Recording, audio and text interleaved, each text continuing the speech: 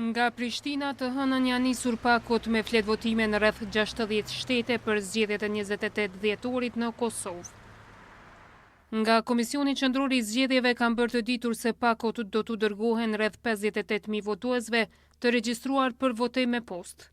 Fillimisht pakot do të dërgohen në aeroport dhe gjatë ditës së nesërme do të fillojë shpërndarja e tyre në shtete të ndryshme përmes shërbimeve postare në adresat e votuesve.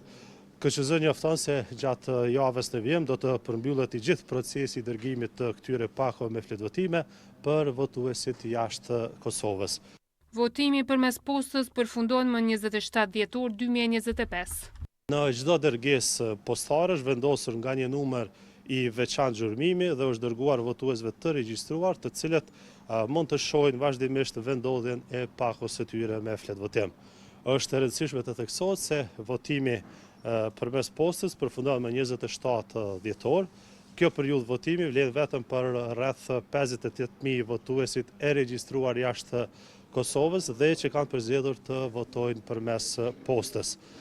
KQZ u bën thirrje të gjithë votuesve që të mos presin ditën e fundit për ta dërguar pakot e tyre me fletvotim. KQZ njofton se për të mundësuar një proces më të lehtë të votimit për qytetarët e regjistruar për votim me postë, ka vënë në funksion kuti postare në gjithsej 23 shtete.